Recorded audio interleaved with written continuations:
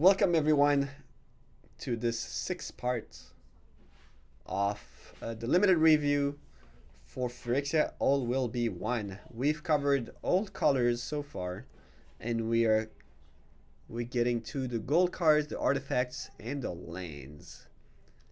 You'll find the name of the card on the left, casting cost, blah blah, type, rarity. The raw power level is the card without any context, when you see it in a pack or just on its own.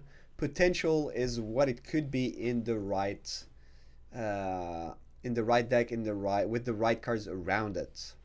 And notes if there's something to say that needs to be said.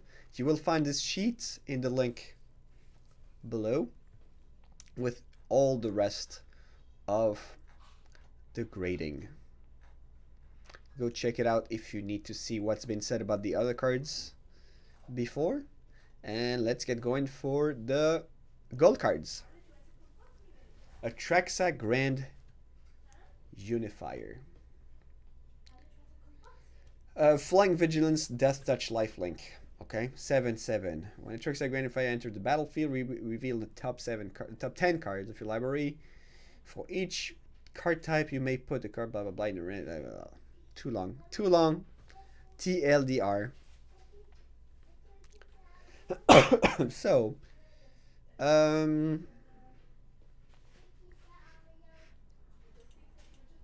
what is it? What is this one? This one is a 4, 4, 4, 4, 7. I guess 0. Maybe not 4. Actually, like it's a 1 because you're never gonna cast it. And 7 if you can cast it, but unplayable. I guess there are decks you can probably cast it. Oh yeah, actually it's probably a 1 and 9. It's just like the... Yeah, 1 and 9, not 4 and 4. That doesn't make any sense. 4 and 4. It's either really bad or super good. It's a little bit like Omnath in Zendikar. I don't know if you remember. Omnath was hard to beat. It was hard to play, but when you cast it, oh my goodness, it's never really bad. Well, this one is really bad if it's stuck in your hand. There's another rare. There's the black dude Geth that would get it back. Well, unplayable if you can't cast it. Incredible if you can cast it. Pretty much the same as the Obliterator and the Vindicator.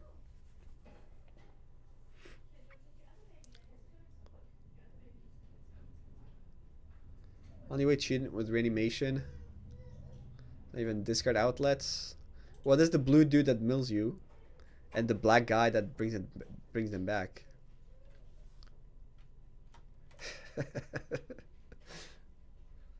All right, I think there's not much to say about this card. This guy's insane if you can cast it, and it's pretty crappy if you can't. So, moving on. Oh yeah, playing with this card is gonna be fun. Equip abilities you activate of other equipment because 1 less to activate. Double strike. 2/2 double strike for 3. That's pretty good. So the raw power for gold cards. I guess we're going to consider that most of the what's the word I'm looking for? The prerequis.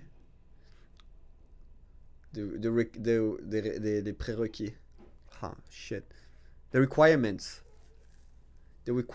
for the archetype are met, as in you're gonna play white red, you're gonna have artifacts, you're gonna have equipment.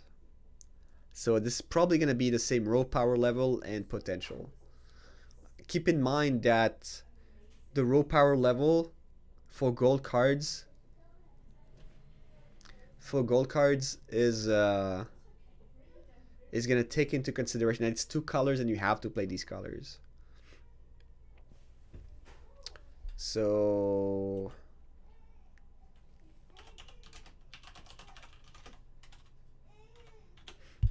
let's see, how good is this card? This card is pretty good. This is a solid 7, I think. Of course, that that says that you need to be able to cast it. So power level is going to be higher for gold cards most likely, but they're going to be hard to cast. So obviously, take it as with a pinch of salt. 2/2 double strike looks good.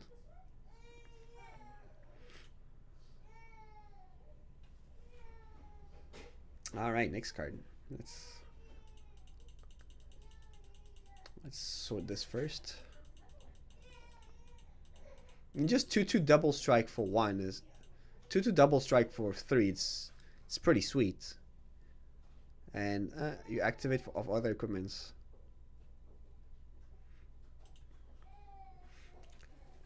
4 mana X5. Equal to the number of artifacts you control. How big is this guy going to be? Maybe a 3/5 or 4/5 most of the time. 1/5 if it just if it just gets there on its own. Whether you can have a ton of mites. Yeah, this is a decent card, so it's probably 7 as well. And 3/5 for 5 is pretty good. I guess it could be like a 6 and 8. 6.5.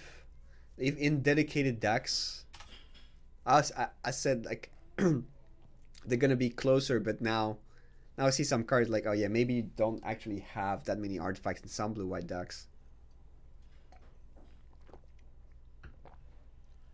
In some decks gonna be incredible, in some other decks gonna be just good. Yeah, I think 6 and 8 is fine.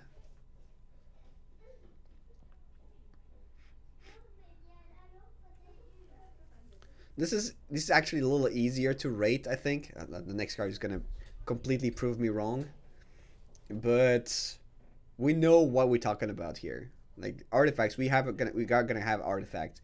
Just how many we gonna get? It's not like, are we gonna have 0 artifacts or 1,000,000 artifacts? We're gonna have some. Just we don't know how many. Now we're not gonna do that.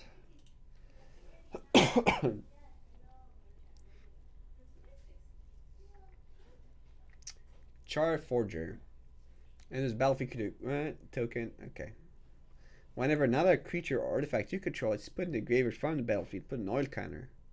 With 3 oil counters from Char, exile the top card of your library. You may play that card this turn.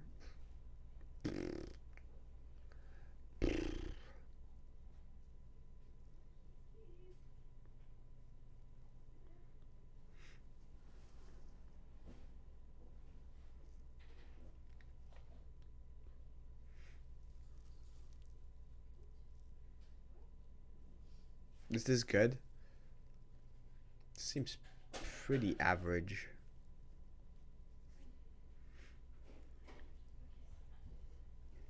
Is it worse? I don't know. 3 all canners. This is not very good. I would say it's a 6/6. That you play it if you're red-black, but do you even give it? You think it's good? 3 all canners is so much.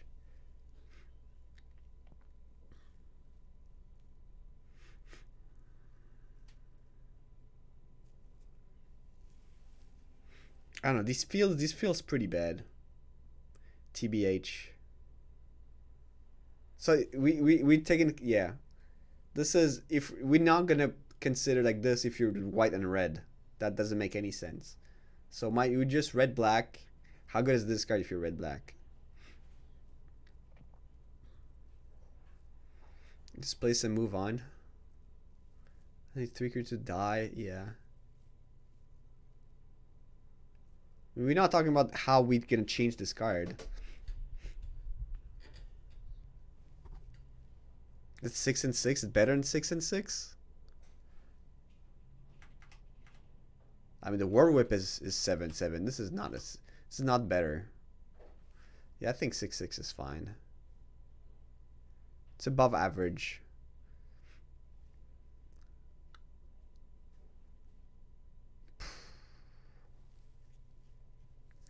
I get probably a little bit. Like he's gonna want a lot of the rats that die. Fine, let's give it a 6.5. Fine, fine. It's still a 2-3 with the 1-1, not that great. 6 mana, 5-5. Then 1 is to counter each burn you control with all counters on vigilance. In the battlefield is 1 to each creature. Wow. Okay, this is a solid 7 or 7.5. 5-5 vigilance. Jeez. I would say 7.5. This is huge. This is gonna be 5 mana.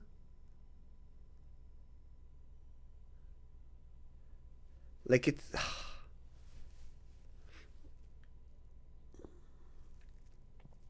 Is it even 8? I think this might be an 8. This guy's incredible.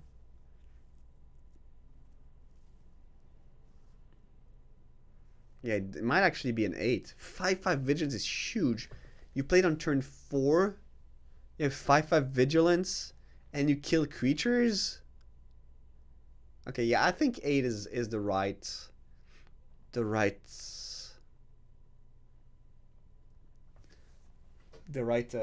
rating for it. Yeah, I think 8 is good.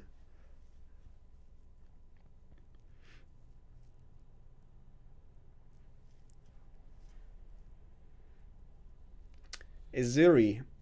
Yeah, but then you have to be already in that thing, in that spot. But does gold have this little different thing that you pick it, and then you have to go that way. It's not just, oh, this is great. I'm gonna play this one, play my deck around it.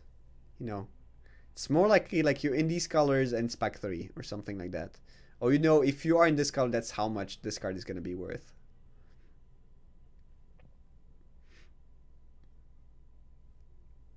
Well, we're not talking about the archetypes themselves. That's the problem. That's not the problem. That's why I don't really do the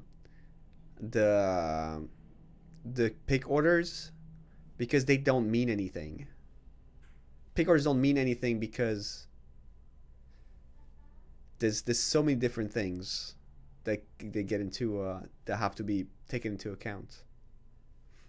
Okay.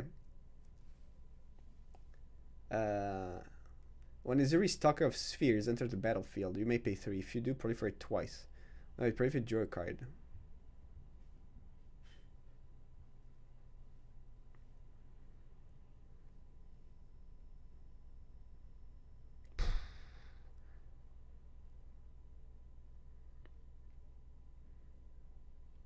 This is blue-green, so it might be bad. Is it what? 5-5? 4-7? Yeah, not 4. Nah.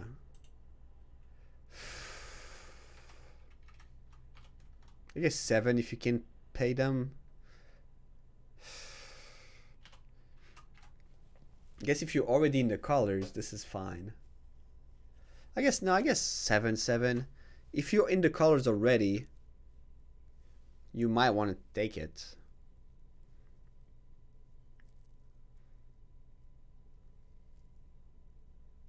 Yeah.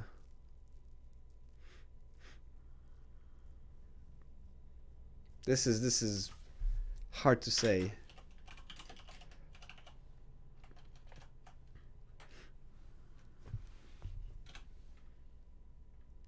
Yeah. On paper, looks good on paper. Yeah, you're right.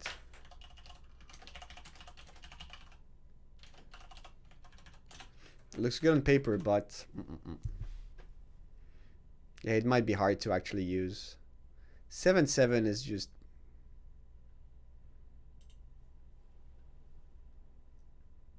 Yeah, I think 7-7 is okay. We'll figure out later if it's actually that good or that bad. First strike, death touch. Okay, already pretty annoying. This guy next to a player, choose one, draw a card, and you lose a life. Destroy their enchantment, remove up to. What? Should be 8/8. Izuri. Could be 7.5. I mean, it's still not. Okay, fine. Let's do it like this. This is just like, I would give anything. I have no idea. Izuri, I have no idea. Okay, Galissa.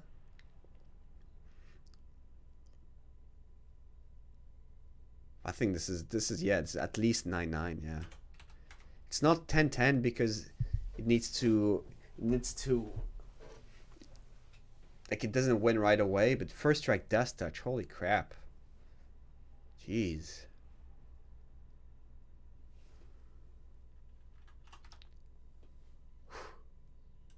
Green is gonna be hard to beat.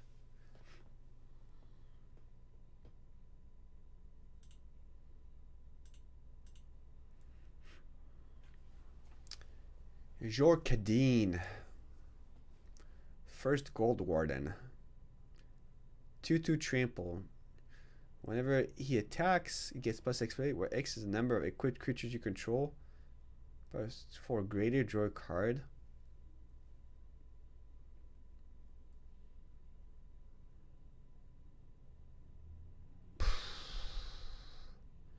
$7.10? This is not a 10. This is far from a 10. Hey, what did you smoke, bro? This is not even that good. How many equipments are you gonna have?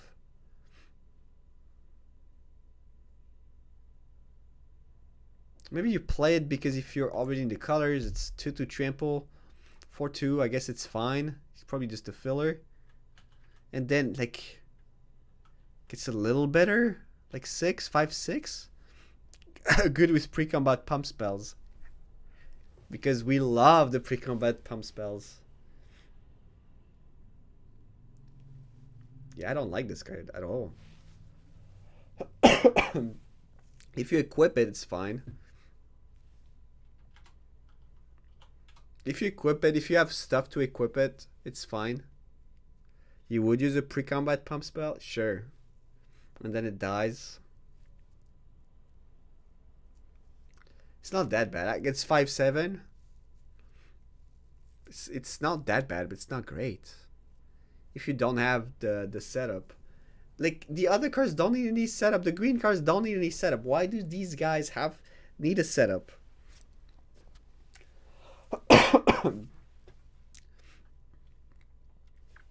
Sorry, my cough is not getting any better. Ugh.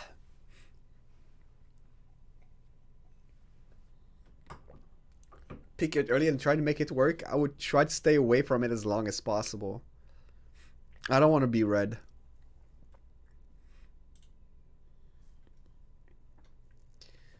Kaito pays you off nicely. Does it?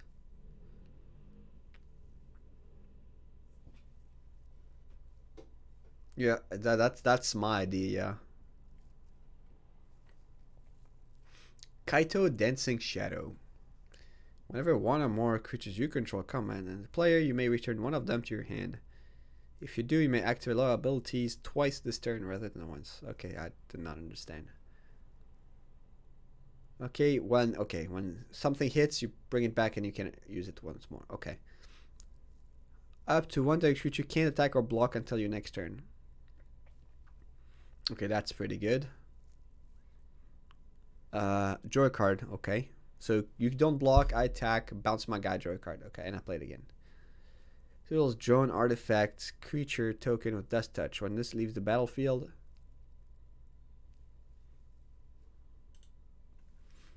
Okay, this is solid. How good is this? Is it 8/8?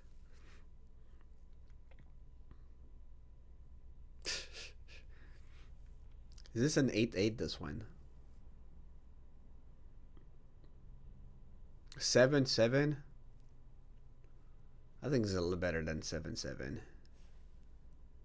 I think 8/8 and it's only a rare. Yeah. This is a 9. 8.5. Okay, that's fine. Let's do it. Let's cut in the middle.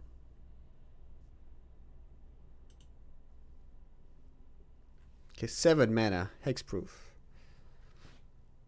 Each opponent loses 3 life and you gain 3 life. Okay. You draw 2 cards and pretty makes scry 1. I can take creature enchantment if the. Yeah, this is insane. At least it's not green. It's gonna be hard to kill for sure.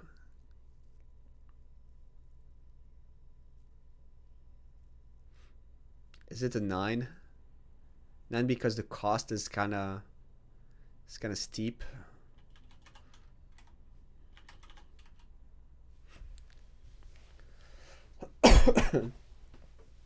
I mean, the card is good, but it's hard to play.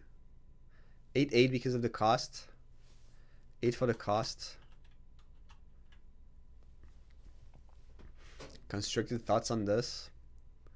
I used to one off in like in heavy control decks. Okay,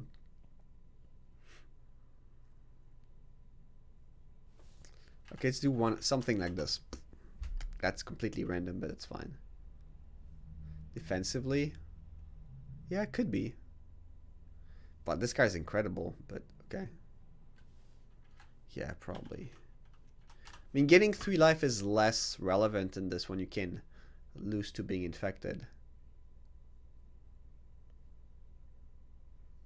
Kaito deserves a 9. Fine, let's give it a 9. I don't know, it's hard to say because it's so much going on. And all these guys are rares. Kitik. Crucible Goliath. Why isn't that a dog? That looks like a dog. At the beginning of your end step, you may sacrifice another creature. If you do, reveal cards from the top of your library until you reveal a non-legendary creature with less mana value. Put it in the battlefield. Then put the red at the bottom of your library in a random order.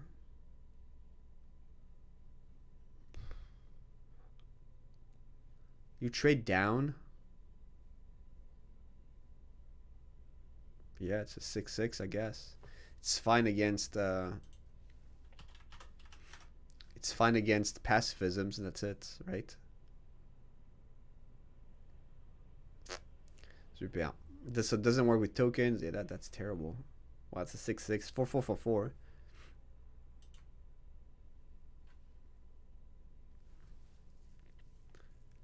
Well, green has better things for 4 mana, so. Luca. Fine, +1. Spend to cast creatures. Super. Create a 3/3 Phyrexia Beast token with Toxic 1. I think they're 10 Planeswalkers. Luca deals X damage as you choose among any creature number of target creature. X is the greatest power among creatures you control as you activated this ability.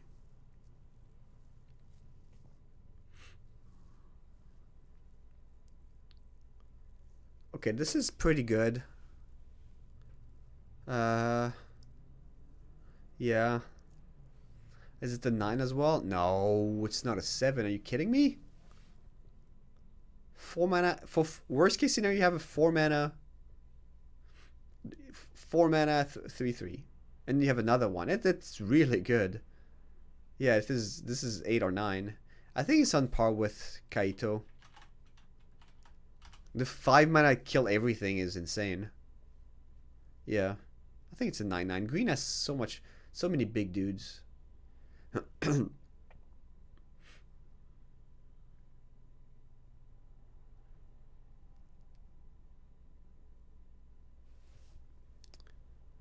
So much better than this.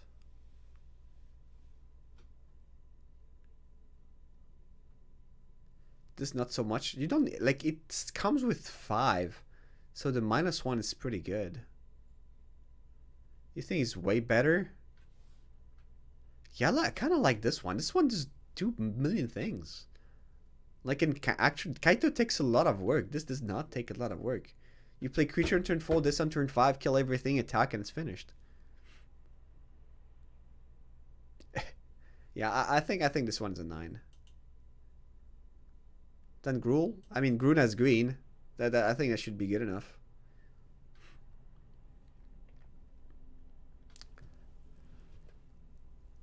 Malcator. When my Pruity Overseer enters the battlefield, you create 3/3 colorless Phyrexian Golem. Okay. Maybe you end step. If 3 or more artifacts enter the battlefield under your control this turn, create 3/3 Golem. Oh, this is pretty good. What is it? An 8? 5/5? What? What? It's not a 5/5.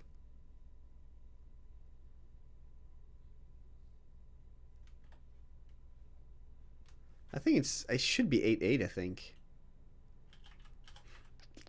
It's 3 mana 3/3, not 3 mana 3/3 and a 1/1. And you could get extra. Yeah, I would say something like this. It's like 8/8 if you have the if you have what it takes. Now this is pretty good. Jeez. Guys, come on.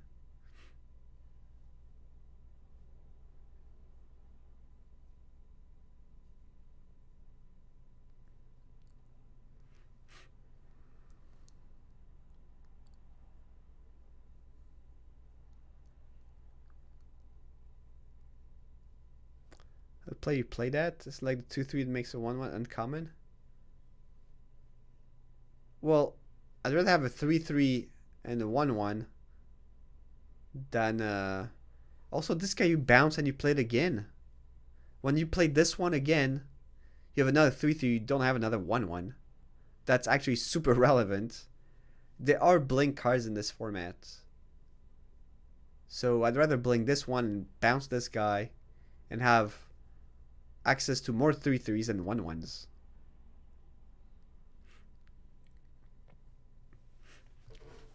I don't know. Maybe I'm wrong on this one.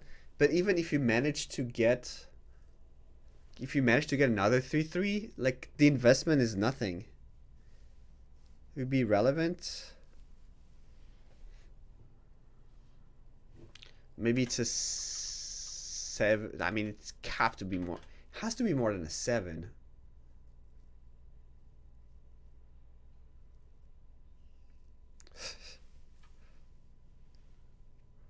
Maybe I guess it's fair. This is worse than the other ones, but it's gonna be so good if you can actually make it work.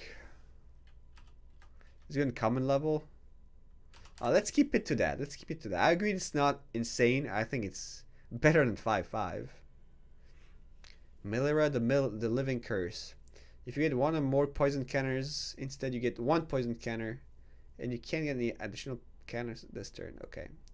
Exile Melira, the Living Cure. Choose another target creature or artifact. When it's put in the graveyard this turn, return the card. So that's the at least you exile. Don't sacrifice the Safi effect.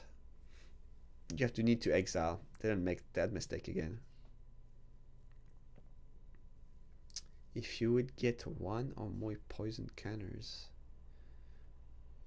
Yeah, that's probably 8/8. I mean, 3/3/4/2 is great. That has extra stuff. Just a good card. 7.5, not 8. I guess it doesn't break anything. You'd have the 2/2 ball. I like this one more. You don't have to work to. You don't have to do anything for this card to be good.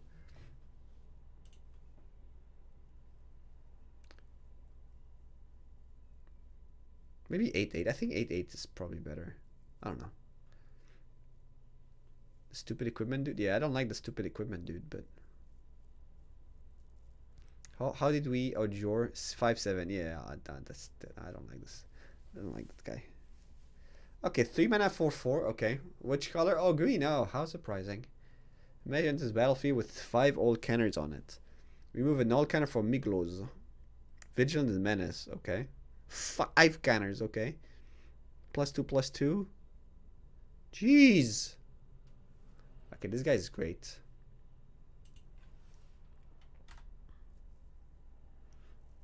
This is an 8, I think, at least. I mean, it's good. There's a bunch of stuff. It's not completely broken. 9? Ah, that can't be a 9.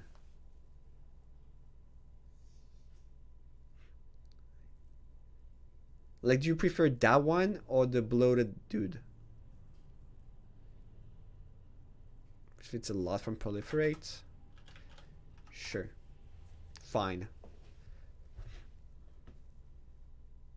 Fine. I won't go over 8.9 and 8.5 because I don't think this completely breaks it. Like, I like the 4-4-4 better. The toxic dude. The 4 the red, this guy. Contaminator. It's easily castable. Their ability is great. Let's see. Before any high drops. I guess you're right. I guess this is a little better.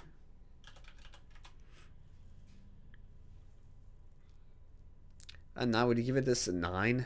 I mean, the 9 of Planeswalker is good. It's not haste. It's not trample. It's menace, but it does cost mana. I think 8.5 is fine. Now here is probably the worst of the Planeswalkers. Up to 1 accurate attacks player each combat if able. Okay, that's kind of shitty. So I got draw card shitty. He's not a creature or equipment card with mana value less than loyalty. From your graveyard. Yeah, this is pretty bad. This is constructed playable and not unlimited. This is what? This is even playable? It's probably unplayable for the most part. Draw a card, discard a card, 4 mana.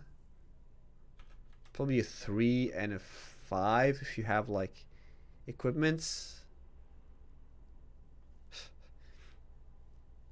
I guess if you have a lot of 4 Mirrodin equipments.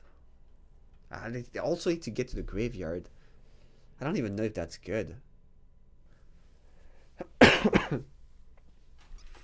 Maybe 5 tops. 5 in the right context. It would be okay. You'd probably play it. Yeah, you 4 champ attacks, yeah. Yeah, I guess 5 is fine. The right context is you have a lot of equipments with 4 Mirrodin. You discard you discard them, and then you bring them back for free. So it's kind of value because you keep the 2/2. That's what it is. That's a 5. It's not. I'm not saying it's great. It's probably gonna be attacked. Doesn't really defend itself. Yeah, 5 is generous here.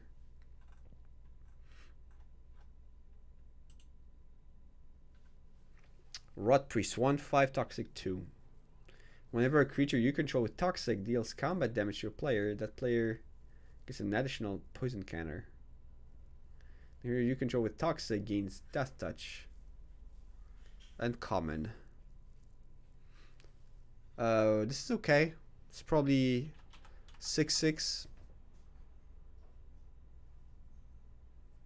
It's expensive. It's 1/5. It's fine, but not great. I wouldn't give it a 7. It's solid. It's solid in poison. Not insane. Yeah, build around. I guess 6/6 is fine. Enigma Goliath. Big split score. You think this is not a 6/6? I think this should be like less than like a 1/10. I think it's not better than 6. It's gonna be annoying, but still costs a lot of mana. I think 1/5 for 4 is okay. Could get death touch. Like a 4/7. I could see it being like a yeah, I guess 4 if you don't play these guys. 7. I could see that. Sure, let's do it. Sure. Fine. You got me. 6 mana, flying, ward 3, 3 life, okay. Whenever you cast a non-creature spell, create X 1/1 Phyrexian Goblins token, where X is the to gain haste until end of turn. That's a big dude. Okay, this is kind of unbeatable if it hits the board, right? It's what? It's because it's so expensive. Yeah, the mana cost, so probably 7.5.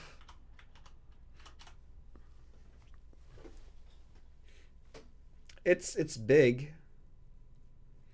It's blue. It's big. It's hard to beat.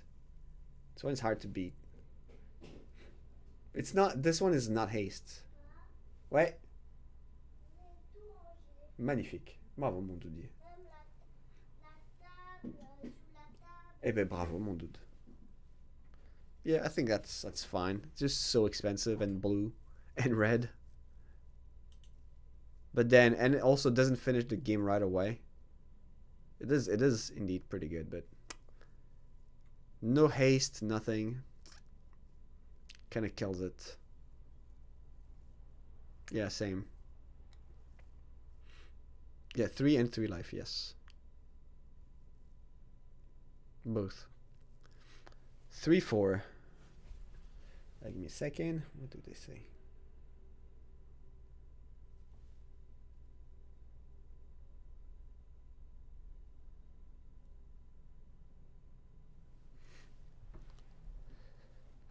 Battle Cry. When this creature attacks, okay, well, we know what it does. At the beginning of combat on your turn, the next target creature would deal combat damage to one. Man, this okay. Next time target creature would deal combat damage to one or more players. This combat prevent that damage. If damage is prevented this way, I have to read it again. You have at the beginning of combat on your next turn. The next time target creature will deal combat damage to one or more players this turn. Prevent that damage. If damage is prevented this way, create that many 1/1 colorless might artifacts.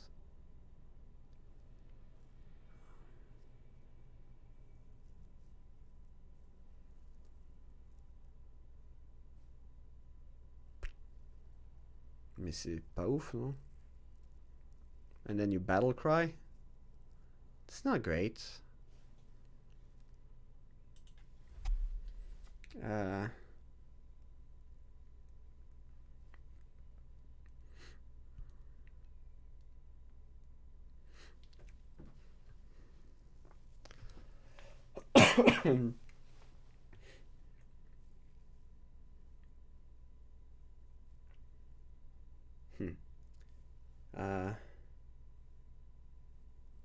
You have combat on your turn.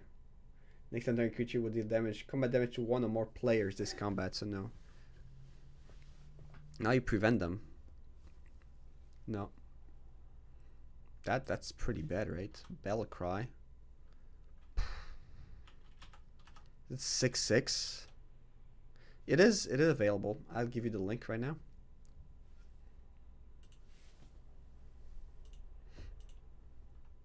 So you have everything here. There's a whole.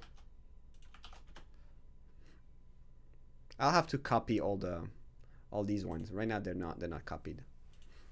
You have this is the article with all the playlist and everything, and the link, and everything else is on YouTube. And as soon as I upload everything, the link will be right there. So if you're watching this from YouTube, the link is right there. I think 6/6, 3/4 for 4, and Battle Cry is not great. And the ability is kind of crappy. I think this is not better than that.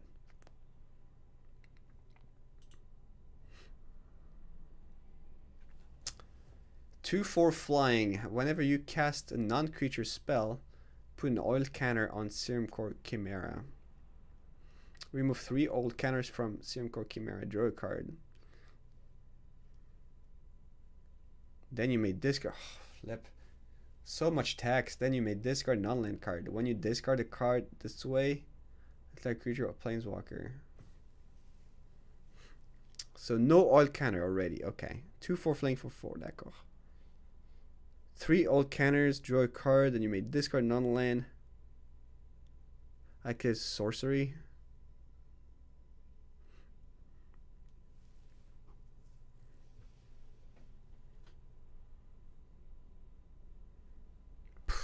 I don't think I like this one. I think it's average. You probably don't play if you can't do anything with it. It's probably a 5-7. Maybe not even.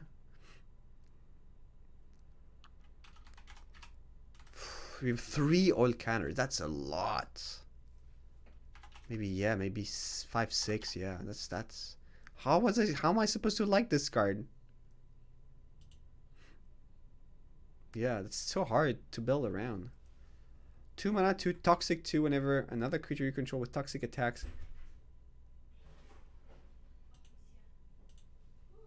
Is it here? Oof. We almost lost Dudu. That would have been a disaster. The wife message. My heart was actually pounding here. I had a hard time focusing here because Dudu is a big deal. Yeah, this is probably 7-7. It's a good 2-drop. 2/2 toxic 2 is pretty big. And +1/+1.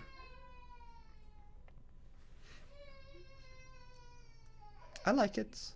It doesn't need to attack at the same time, so that's pretty good. We have another creature you control with toxic attacks. Yeah. I do speak English at home, yes. The wife is South African. And I speak French to the kids. But the kids speak English to mommy.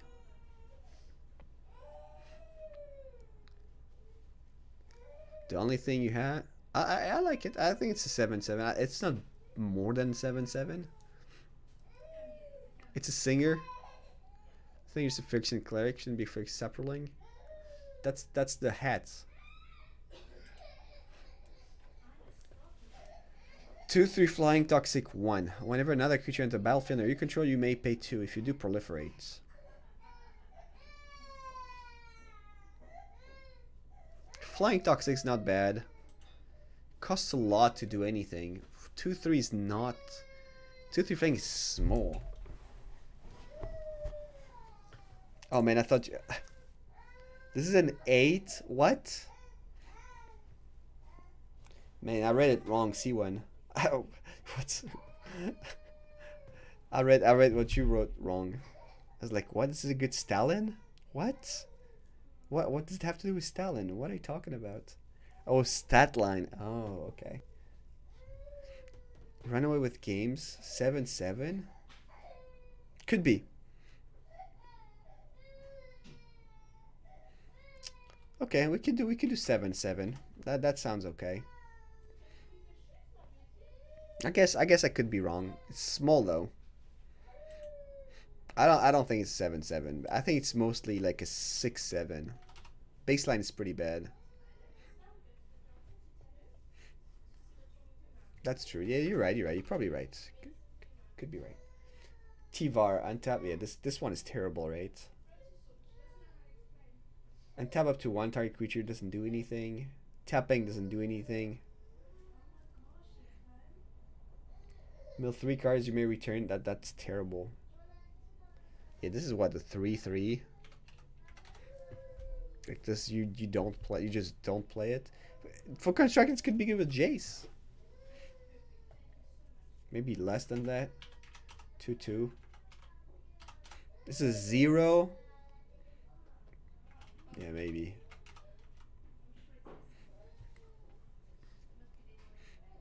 I guess you can have like very cornicky scenarios when you want to mill yourself. I don't know, let's put at 3 just in case.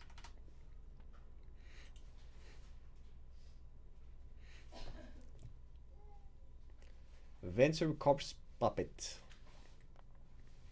Lifelink Toxic 1. If you choose one. If you don't control the creature named the Holy Sentinel. Okay. Target artifact you can drink in lifelink. Playing in lifelink at the end of turn. I have no idea how good this card is. I have no idea. This goes all over the place. I have no idea. 9-9? What? What are you talking about? This is definitely not a 9-9. If it works out, I could, like, I'm happy with to put 9 there. But this is not a 9. The row power level is not 9.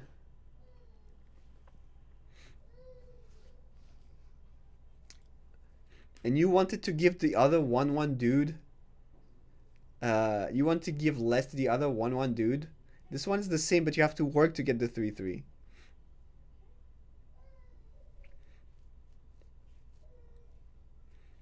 Yeah, I think the baseline is pretty bad. But then it could be good if you proliferate. As it could be very good if you proliferate. In the right deck, it's probably 8 and 5, 8.5. In the wrong deck, it's just kind of whatever. Maybe just 6.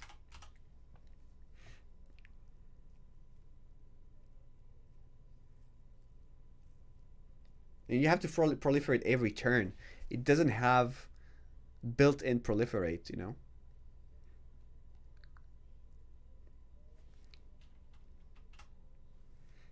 I think that's fair. Like, you don't want... Like, it doesn't do that much if you're not playing this. The Toad Ninja.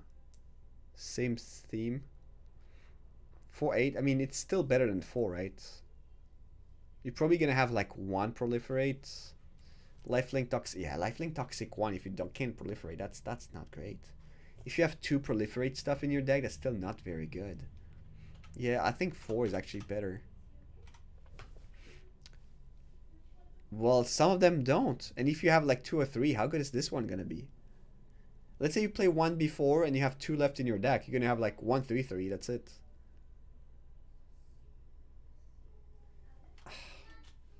I think 5. This is hard to evaluate. This one is hard to evaluate, for sure. I don't know if we'll have time to do all the artifacts. I love the art though. This is something I like. Vivisection Evangelists. 4-4 Vigilance. An evangelist enters the battlefield. If an opponent has 3 or more, destroy the creature. Wow, oh, this is great. Okay, this is a good payoff. This is what? This is an 8. 4-4 Vigilance for 5 is good stats.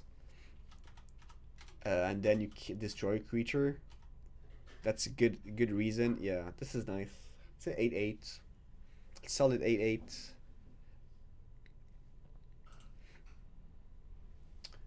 Hybrid 2-1 Flying Toxic. When you proliferate, return to your hand.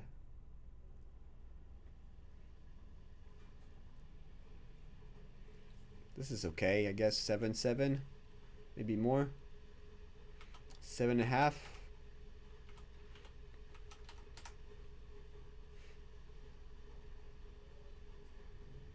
Is it better than that? It's solid, yeah, it's very solid.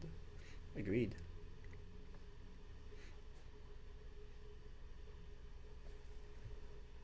Will we have time to finish? I think we're gonna do the artifacts and lanes next time. Yeah, I think 7.5 is good. Yeah, I'll keep the artifacts and lanes for next time. So we'll finish tomorrow. So what do we find? Some of them are not great. Well, 2 like Nahiri and what's his name, Tivar are not fantastic. Rest of the gold cards are pretty sweet. Most of the green cards are over the top again. That makes green a lot better than most of the other colors, especially since we've seen that green had better stats and better cards overall. What else can we say about the gold cards? The requirements are not actually that bad to play them. They all go in their own archetypes. So the best ones, what would they be? Kaito, Kaya, and Luca for the best planeswalkers, I would say. The best gold planeswalkers. If you manage to play Atraxa could be one of the best cards, obviously. Miglos, the 4/4 for 3, very strong. Venso is probably strong. This one I'm not so sure about. If you can build around it. Oh, and Glissa. Glissa is the best creature. Yeah, where's she? Yeah, Glissa is the no build up, just plain 3/3 first strike death touch.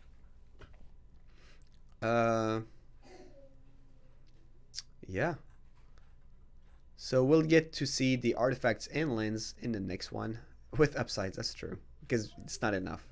What was the Glissa before? Before was she was 3/2 first strike. Was she death touch?